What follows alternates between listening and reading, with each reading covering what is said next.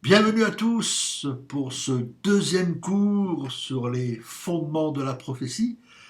Soyez les bienvenus. Eh bien, écoutez, bonjour à tous. J'espère que vous allez bien, mes frères et sœurs. Eh bien, j'espère que vous allez tous bien.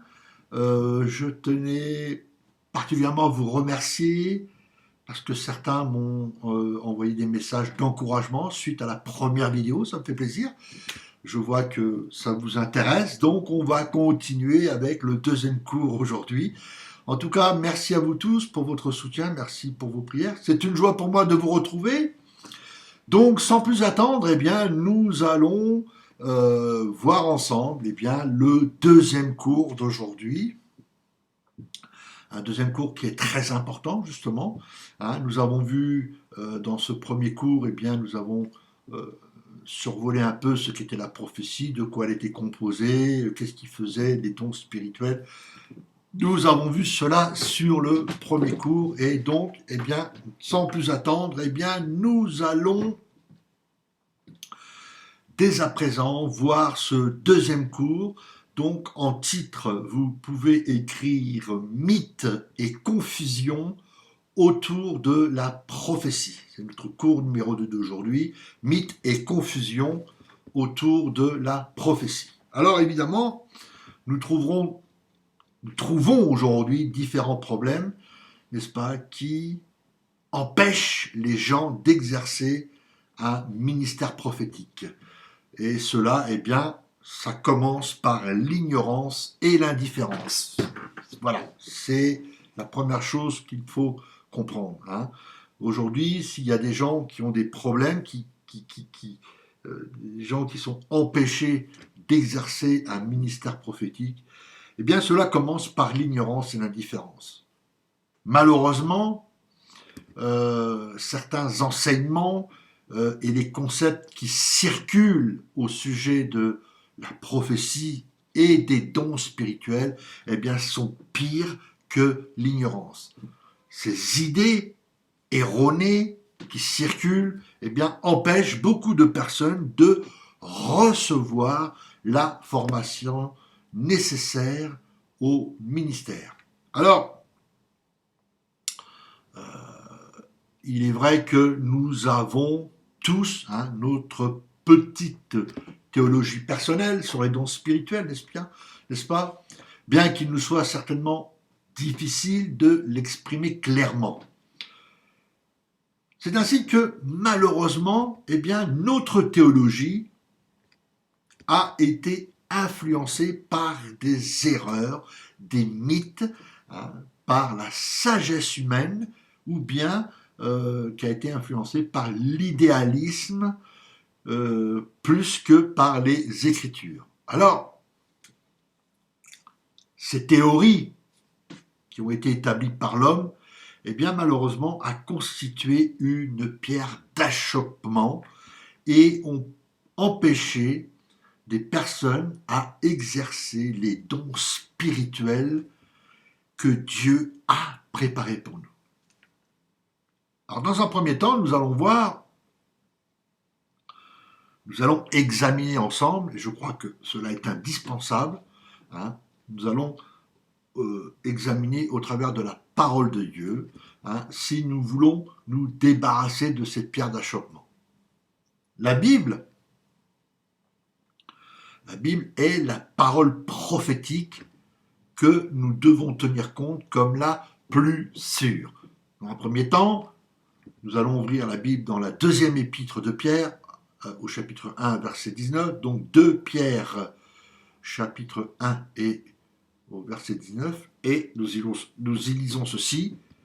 Et nous tenons pour d'autant plus certaine la parole prophétique à laquelle vous faites bien de prêter attention, comme une lampe qui brille dans un lieu obscur jusqu'à ce que le jour vienne apparaître et que l'étoile du matin se lève dans vos cœurs. Amen et amen. Voici ce que déclare l'apôtre Pierre.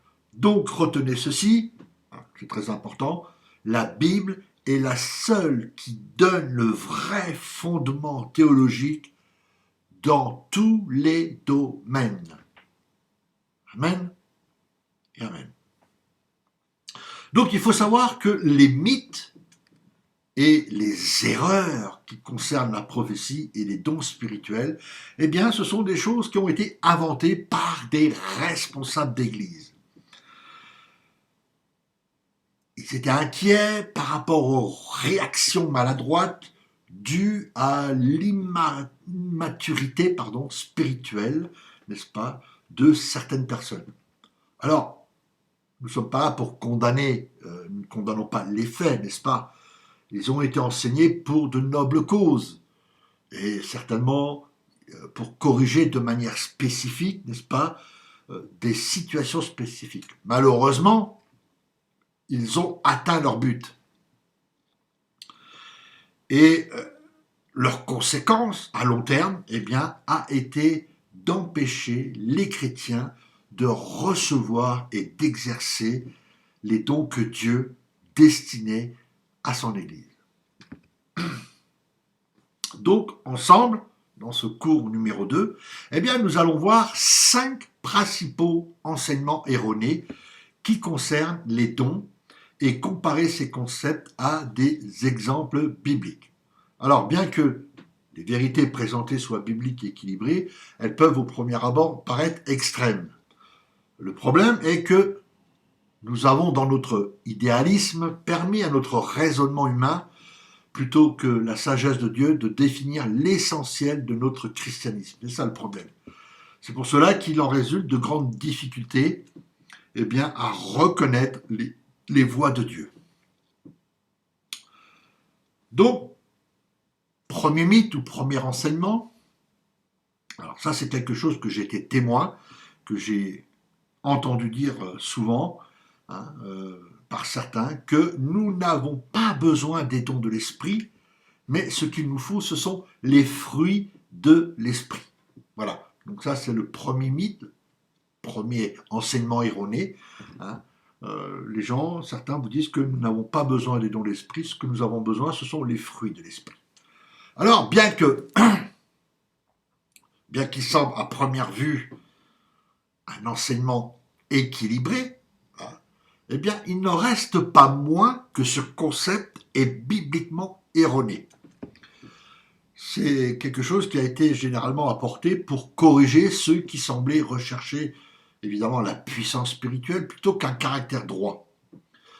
Alors, si aspirer au don de l'esprit sans cultiver les fruits est une erreur, il ne convient pas de la corriger. On ne peut pas la corriger en dénigrant l'importance des dons de l'esprit. Le problème qu'il y a, voyez-vous, c'est que en voulant corriger une erreur, eh bien, ils en ont créé une autre qui est encore plus destructrice, malheureusement. Ceux qui enseignent ces choses,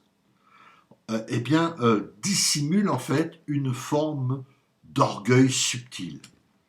Car ils sous-entendent que nous n'avons pas besoin des dons. Eh bien, heureusement que c'est le contraire. Nous avons besoin désespérément de la puissance spirituelle, n'est-ce pas, pour manifester le royaume de Dieu. Comment pouvons-nous transformer notre société corrompue sans la puissance de Dieu manifestée par l'Église? Comment? Donc il faut comprendre que les dons spirituels sont vitaux. Les dons spirituels, c'est l'habilitation spirituelle accordée par Dieu. Lorsque nous prenons conscience que les dons sont des habilitations accordées par Dieu, eh bien ceci, on en a besoin parce que ceci fait partie des choses que le Seigneur veut nous donner. Nous en avons besoin pour manifester son royaume. Et lorsque ceci se fait, lorsque nous prenons conscience, n'est-ce pas, que ces dons, ce sont des habilitations de Dieu, eh bien notre attitude à leur égard change. Ce ne sont plus des options. La parole de connaissance, la parole de sagesse et le discernement des esprits sont des armes. Ce sont des armes au même titre qu'un fusil, des munitions ou des grenades pour un soldat. Il faut que vous compreniez que ces dons sont des attributs pour agir selon la révélation surnaturelle et la puissance de Dieu. Paul avait compris la nécessité des dons spirituels.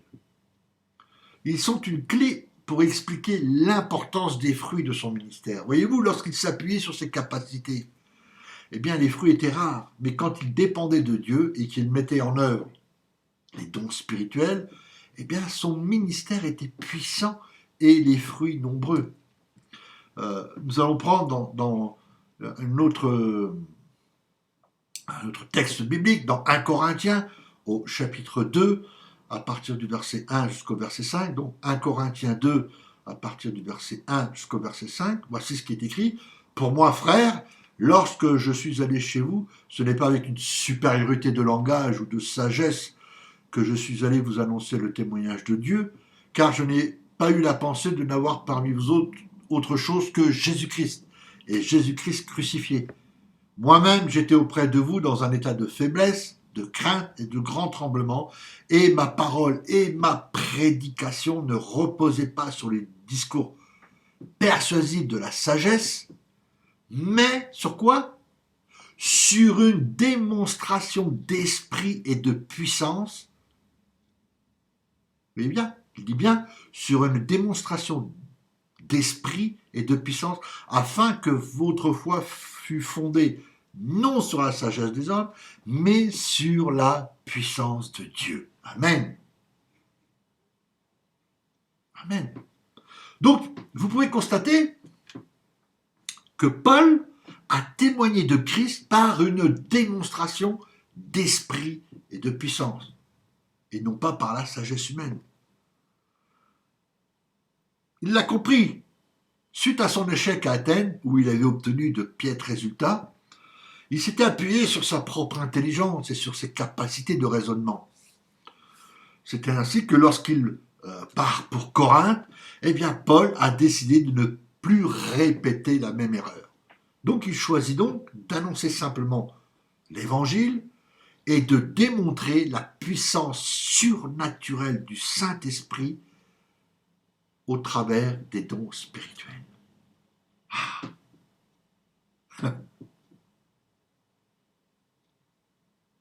Le problème d'aujourd'hui, le problème que nous trouvons dans les églises, eh bien, c'est qu'elles s'appuient davantage, je dirais, sur une bonne éloquence et sur une bonne doctrine plutôt que sur la puissance de Dieu. Évidemment, c'est ce qui a pour conséquence des églises empreintes d'intelligence humaine et qui est dénuée de toute puissance surnaturelle. Si le corps du Christ exerçait les dons spirituels, et particulièrement le don prophétique, eh bien les gens n'iraient plus chercher des réponses chez les psychiatres ou les psychologues, mais ils viendraient au sein de l'Église.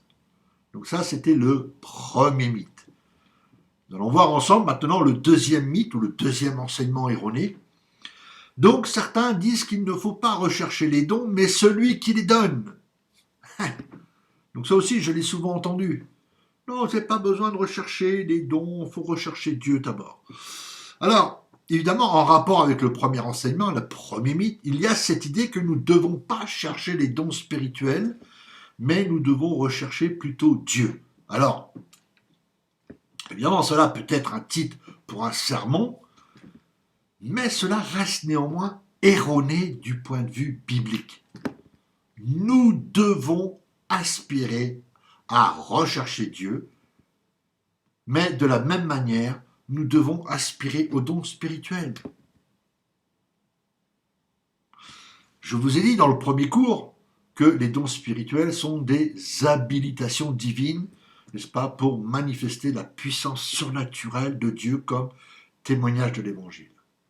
Donc, si nous refusons les dons de Dieu, si nous refusons ces dons que Dieu a pour nous, eh bien c'est comme si que nous rejetions Dieu lui-même. Il faut que vous compreniez que Dieu nous a donné ces dons et qu'au travers d'eux, c'est lui qui se manifeste au milieu de nous. Dieu a prévu pour nous ces équipements spirituels.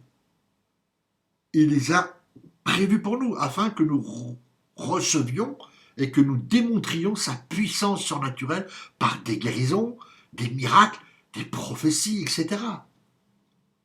L'Église et le monde attendent désespérément de Dieu qui se manifeste et s'établisse parmi nous.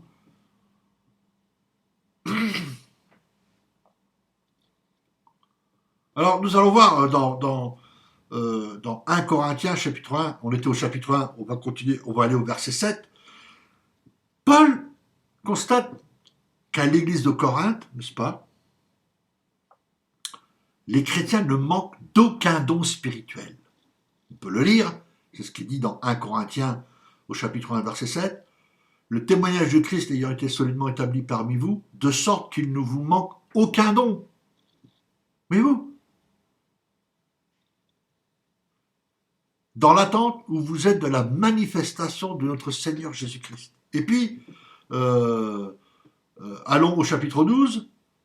Là, Paul les enseigne sur les dons et leurs fonctions durant les réunions d'église. Ensuite, il déclare, dans 1 Corinthiens 12, au chapitre 31, « Aspirez aux dons les meilleurs, et je vais encore vous montrer une voie par excellence. » Donc, pour comprendre l'importance de cette déclaration, eh bien, il faut comprendre dans quel contexte Paul a écrit cette lettre aux Corinthiens. Il faut savoir que les chrétiens de Corinthe exerçaient les dons spirituels à un degré tel que lorsqu'ils se retrouvaient en groupe, eh bien, chacun avait une révélation, une prophétie, un parler en langue ou un chant inspiré. Donc là, je vous donne encore une fois une référence biblique dans 1 Corinthiens au chapitre 14 et au verset 26. Néanmoins, voyez-vous, ces dons s'exprimaient souvent sans édifier l'Église.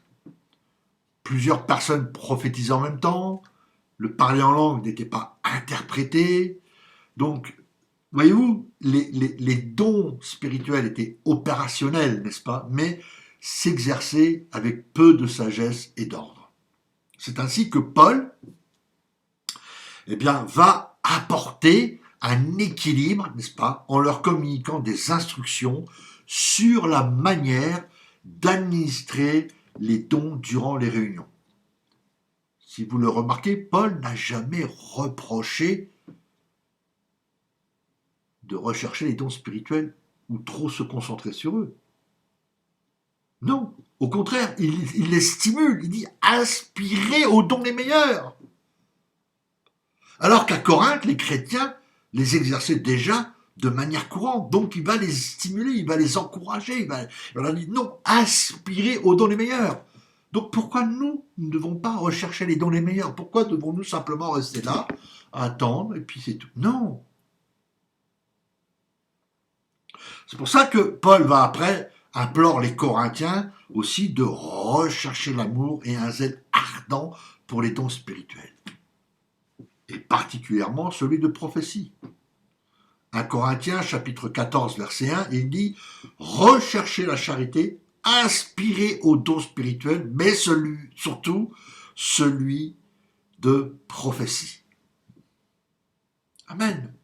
1 Corinthiens chapitre 14 verset 1. Aspirez aussi aux dons spirituels, mais surtout à celui de prophétie.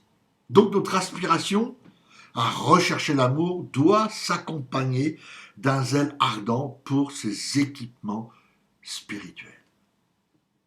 Alors, là j'ai pris un texte particulier, dans Romains au chapitre 9 et au verset 13. Il est écrit « J'ai aimé Jacob et j'ai haï Ésaü ». Donc voilà un exemple concret. Dieu dit qu'il a aimé Jacob et haï Ésaü. C'est quand même extraordinaire. Posons-nous la question, comment Dieu a-t-il pu aimer Jacob? Jacob convoitait le droit d'aînesse. Il convoitait ce droit d'aînesse de son frère.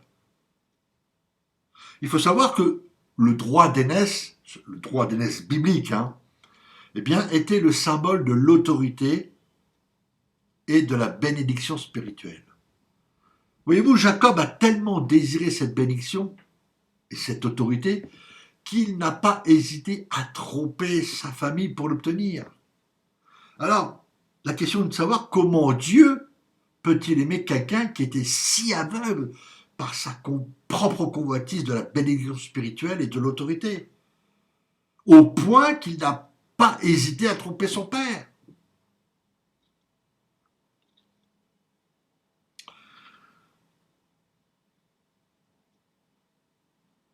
Je vais vous dire une chose qui va sûrement choquer vos conceptions humaines. Mais Dieu aime ce genre de cœur. Dieu aime ceux qui ont faim et soif de sa puissance. Dieu aime ceux qui ont faim et soif de sa présence, de son autorité, et bien qu'ils sont prêts à tout pour les obtenir. J'ai aimé Jacob. La Bible aurait pu dire j'ai aimé Israël. Mais Dieu dit j'ai aimé Jacob. Dieu utilisait le nom lié à l'homme envieux et trompeur qui était Jacob avant le changement de sa nature.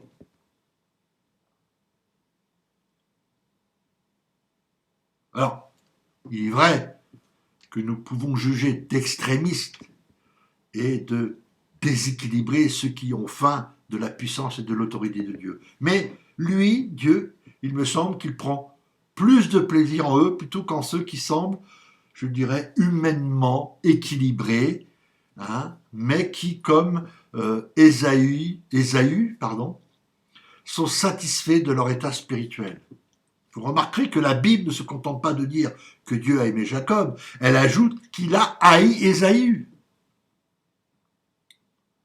Ésaü était tellement préoccupé par sa vie terrestre, n'est-ce pas, qu'il a méprisé les choses spirituelles. Le problème est que notre raisonnement humain nous pousse à estimer les personnes équilibrées justes et aux idées traditionnelles. Eh bien, sachez que Dieu a une échelle de valeurs différente. Dieu déteste l'attitude de ceux qui n'estiment pas digne d'intérêt sa puissance, sa présence et ses bénédictions. Si nous voulons obtenir tout ce que Dieu a pour nous, eh bien, il faut avoir la même attitude que Jacob. Nous devons rechercher l'autorité spirituelle et les bénédictions qu'il a pour nous. Amen. Mythe numéro 3 ou enseignement erroné numéro 3. J'ai entendu aussi ça de la part de certaines personnes qui disent que de rechercher les dons est égoïste. Alors, voici un autre aspect de l'enseignement du genre rechercher celui qui donne au lieu des dons. Certains disent que de rechercher les dons est égoïste. Eh bien, ceci est, bien que les motivations de certains seront toujours douteuses, eh bien, cet enseignement est erroné. Car les dons, il faut comprendre, il faut bien que vous saisissiez la chose, c'est que les dons sont donnés dans le but d'exercer un ministère. D'exercer un ministère non pas pour nous-mêmes, mais en faveur des autres.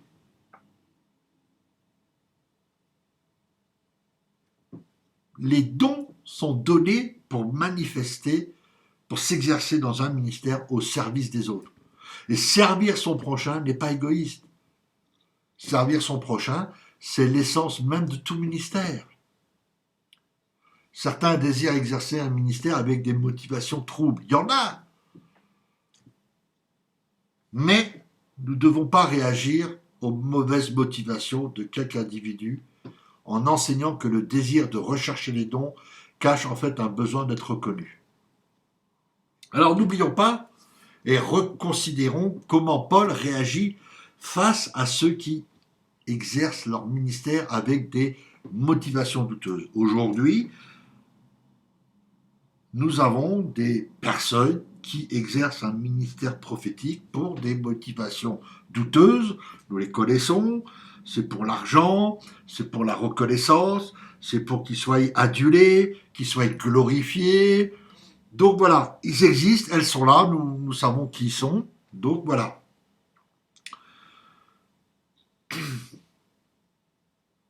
Donc dans Philippiens, au chapitre 1, et à partir du verset 15 au verset 18, l'apôtre Paul nous dit ceci. Quelques-uns, il est vrai, prêchent Christ par envie et par esprit de dispute, mais d'autres le prêchent avec des dispositions bienveillantes. Ceux-ci agissent par amour, sachant que je suis établi pour la défense de l'évangile, tandis que ceux-là, animés d'un esprit de dispute, annonce Christ par des motifs qui ne sont pas purs et avec la pensée de me susciter quelques tribulations dans mes liens.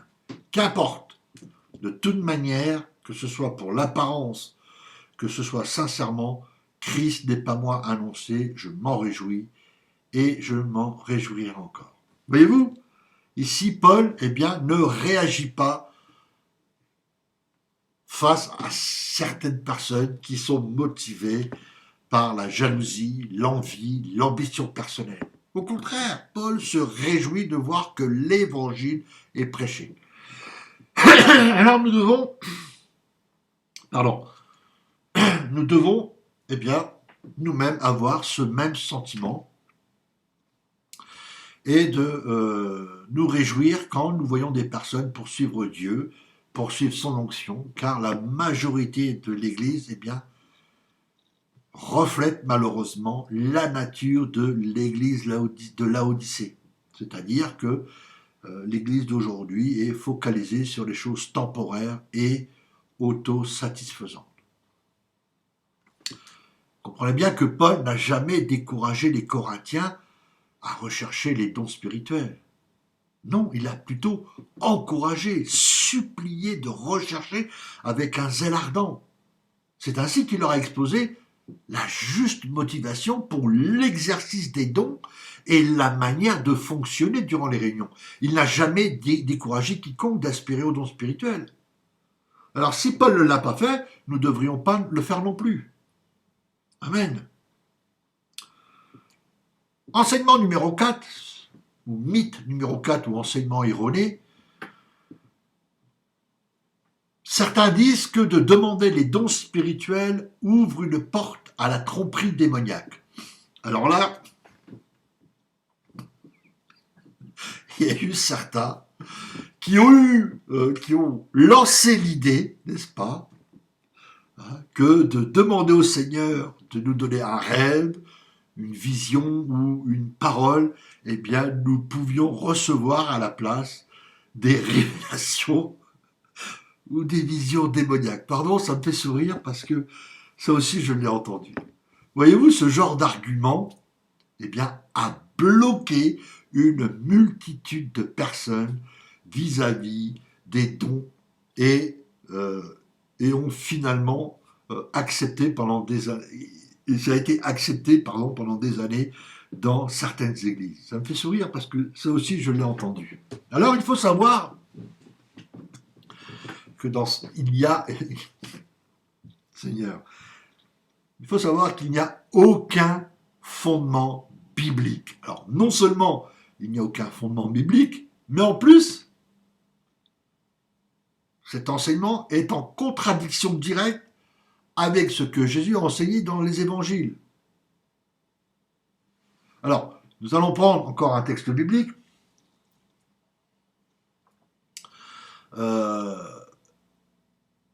Un texte biblique. Alors, pardon, je suis voilà. Et donc, Jésus leur dit encore, si l'un de vous a un ami et qu'il aille le trouver au milieu de la nuit pour lui dire, ami, prête-moi 3 pains, car un de mes amis est arrivé de voyage chez moi et je n'ai rien à lui offrir. Et si, de l'intérieur de sa maison, cet ami lui répond « Ne m'importune pas, la porte est déjà fermée, mes enfants et moi-même sommes au lit.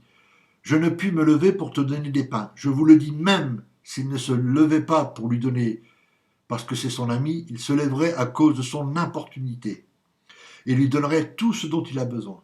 Et moi, je vous dis, demandez et l'on vous donnera. Cherchez et vous trouverez. frappez et l'on vous ouvrira. Car quiconque demande reçoit, celui qui cherche trouve, et l'on l'ouvre à celui qui frappe. Quel est parmi vous le père qui donnera une pierre à son fils s'il lui demande du pain? Ou s'il demande un poisson, lui donnera-t-il un serpent au lieu d'un poisson? Ou s'il demande un œuf, lui donnera-t-il un scorpion? Si donc méchant comme vous l'êtes, vous savez donner de bonnes choses à vos enfants, à combien plus forte raison le Père Céleste vous donnera-t-il le Saint-Esprit à ceux qui le lui demandent? Amen. Donc voyez-vous, dans cette parabole, le Seigneur parle d'un homme qui va demander du pain à un ami afin qu'il puisse nourrir un autre ami qui est de passage.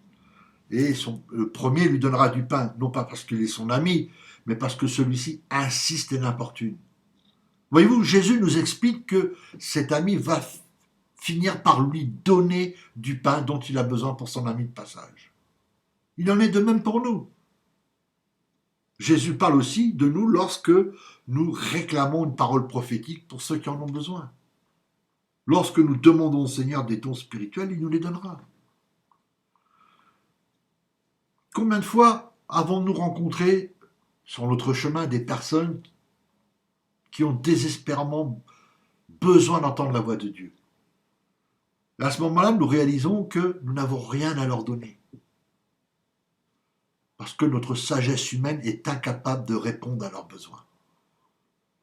Mais si nous allons voir notre ami Jésus pour lui demander du pain, et là, je parle du pain en l'occurrence, soit une parole de connaissance, une parole de sagesse, un signe prophétique, etc., afin de le donner à cette personne, eh bien le Seigneur nous la donnera. Il nous donnera tout ce dont nous avons besoin pour nourrir cette personne. C'est-à-dire de là, exercer notre ministère envers cette personne. Donc, vous voyez bien que ceci détruit l'enseignement qui consiste de croire que lorsque nous demandons une parole pour aider les autres, nous risquons de recevoir quelque chose de mauvais ou de dangereux pour nous. Donc, pour éclaircir, n'est-ce pas, une fois pour toutes cette affirmation, comprenez bien que Jésus utilise des symboles liés au monde démoniaque. Il nous dit que si nous lui demandons du pain, du poisson, des œufs, des choses qui nourrissent, il ne nous donnera pas des pierres, c'est-à-dire des serpents, des scorpions, qui sont des symboles démoniaques. Posons-nous la question. Posons-nous cette question. Pourquoi Dieu nous demanderait-il de demander encore, de chercher encore, de frapper et de frapper encore dans le but de recevoir une parole pour quelqu'un et qu'ensuite, eh bien, nous recevions quelque chose de démoniaque? Posez-vous la question, commencez à réfléchir là-dessus. Eh bien, Dieu ne fera jamais de telle chose. Si nous sommes capables de donner de bonnes choses à nos enfants, comment pouvons-nous penser que Dieu est moins juste que nous? Il est le Père parfait. Il est celui qui nous encourage à le chercher, afin qu'il nous donne la puissance et la capacité d'exercer un ministère envers ceux pour qui il a donné son Fils. Amen. C'est ainsi, Jésus nous a promis que lorsque nous demandons le Saint-Esprit et ses dons, eh bien, nous ne recevons rien de démoniaque. Bien au contraire, il sait comment donner de bonnes choses à ceux qui s'attendent à lui. Amen.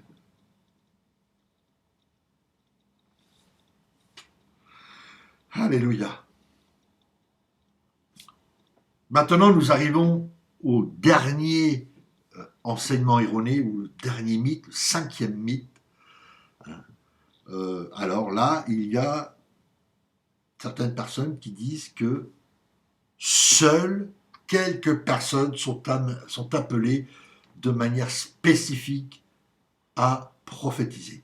Alors, voici encore un enseignement erroné. Pour ce fait, eh bien, nous allons prendre, une fois de plus, pour comparer cet enseignement, eh bien, nous allons prendre lecture dans 1 Corinthiens au chapitre 14 et au verset 31. Voici ce que Paul déclare, parce que Paul aborde cette question dans sa lettre, et voici ce qu'il dit, car vous pouvez tous prophétiser successivement, afin que tous soient instruits et que tous soient exhortés. Amen.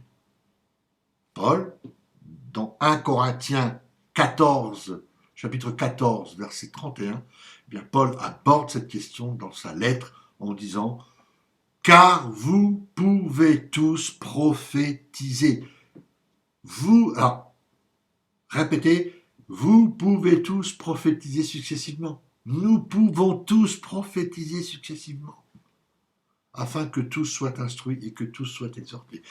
Voici ce que déclare Paul, que tous peuvent prophétiser. Jésus a dit que ses brebis reconnaissent sa voix. Donc je me répète, comme je l'ai dit avant, la forme la plus simple de la prophétie consiste à entendre ce que Dieu veut communiquer à quelqu'un et de lui transmettre. Amen. Écoutez-moi bien ce que je vais vous dire, parce que c'est quelque chose d'important. Si tous les croyants peuvent entendre la voix de Dieu, alors vous pouvez tous prophétiser. Vous devez apprendre à développer votre sensibilité et votre compréhension de ce que Dieu veut dire. Vous avez le potentiel et la capacité de prophétiser. Ceci n'est pas le domaine de quelques privilégiés, non. Alors, c'est vrai que vous allez reconnaître cette affirmation, vous allez dire oui, mais c'est vrai, c'est vrai ce qu'il dit. Vous pouvez l'accepter mentalement. Mais pour vous, c'est très difficile de croire. Le problème est que nous avons attribué automatiquement un statut particulier à toute personne qui devient active dans l'exercice des dons. Ben, regardons autour de nous, il suffit de regarder. Il suffit de regarder les gens. Nous la considérons comme une personne spéciale, et qu'elle peut faire quelque chose de particulier spirituellement parlant. Voyez-vous? Donc, le problème ici est que, en pensant ainsi, eh bien, nous dressons un obstacle qui nous empêche de croire que Dieu peut faire la même chose avec nous.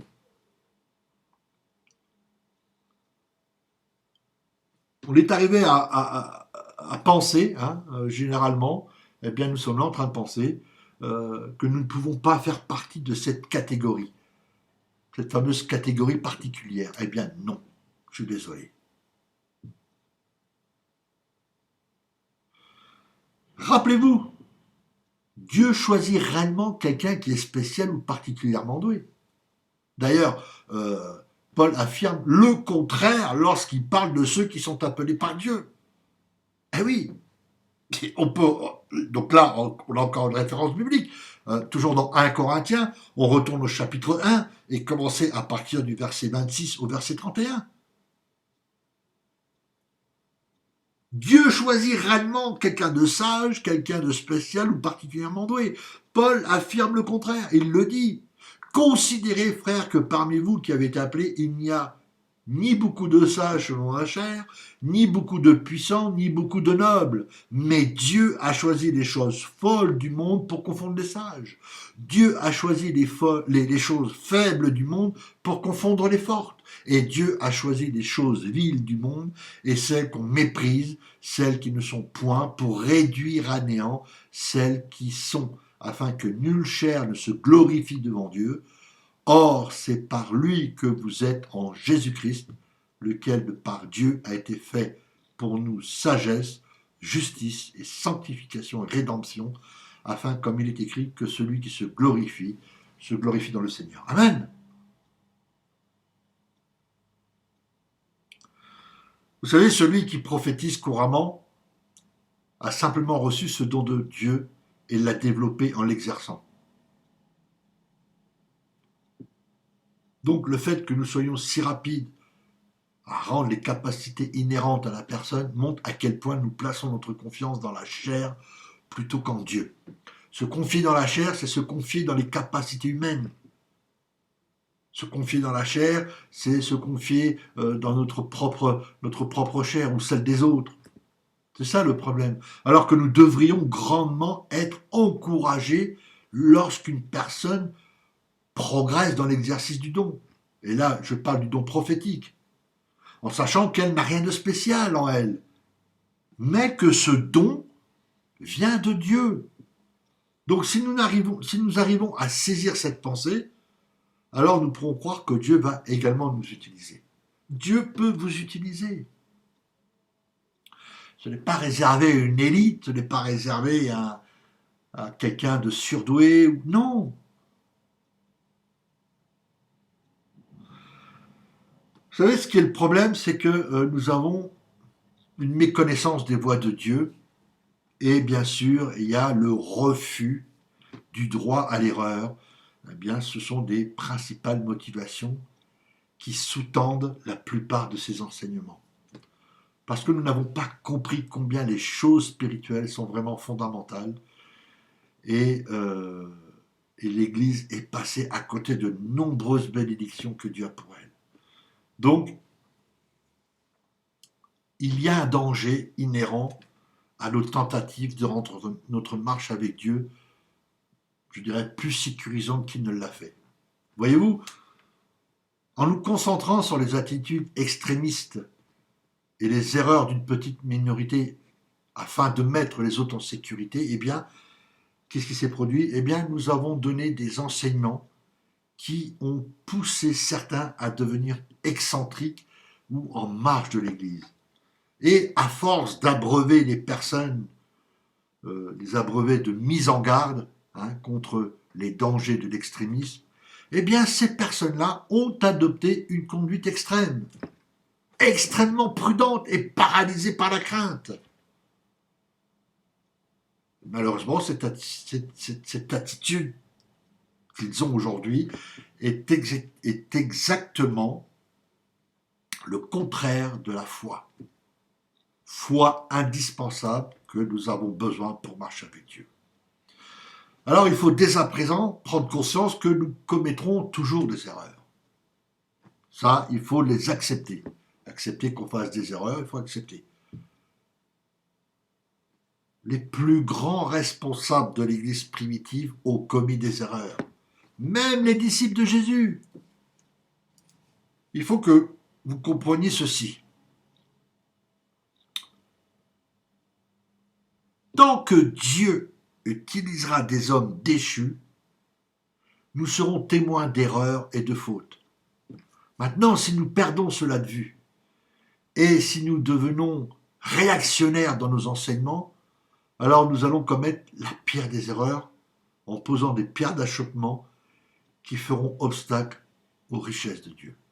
Nous ne devons pas avoir de réaction exagérée face aux erreurs commises. Nous ne devons pas non plus les ignorer pour autant. Attention, pas avoir de réaction exagérée face aux erreurs commises, mais on ne peut pas les ignorer. On ne peut pas non plus les ignorer. Nous devons en tirer des enseignements et croître en maturité. Quoi qu'il en soit, nous ne devons pas propager des enseignements qui semblent équilibrés, mais qui sont en réalité contraires à Dieu et à son plan. Donc, la première chose à faire, eh bien, consiste à libérer les gens des mensonges qui les retiennent grâce à un enseignement biblique sérieux.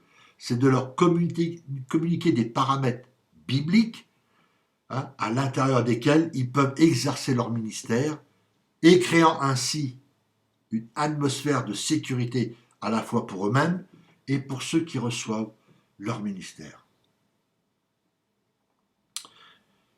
Donc je termine ce cours numéro 2 en disant, pour terminer, les voies de Dieu sont bien meilleures que nos propres voies. Donc il nous faut être libérés de toutes ces restrictions artificielles afin de nous atteler au ministère avec le Seigneur.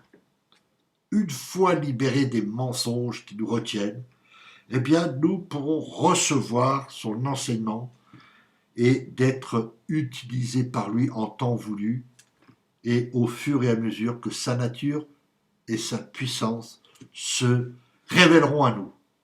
Amen. Alléluia. Donc voilà, c'était le deuxième cours aujourd'hui sur les mythes et les faux enseignements autour de la prophétie. Voilà. Profitez bien de ce cours. Toujours pareil, si vous avez des questions, si vous voulez me contacter, eh bien vous pouvez me contacter en message privé via Messenger ou bien à l'adresse qui va s'indiquer en dessous. Vous pouvez m'écrire et je ferai un plaisir de vous répondre. Voilà, c'est ainsi que se termine aujourd'hui ce cours numéro 2. Je vous dis à la semaine prochaine. Nous aurons un cours beaucoup plus long la semaine prochaine, donc je pense que je vais le fractionner en plusieurs parties parce que c'est un cours très très long. Nous allons voir dans ce cours numéro 3 la semaine prochaine comment Dieu nous parle. Donc c'est un cours qui va être très long, donc je pense de le fractionner en plusieurs parties pour éviter de vous exploser la tête. Voilà, en attendant, soyez bénis, je vous souhaite une bonne journée, je vous dis à la semaine prochaine, que le Seigneur vous bénisse. À bientôt, bye.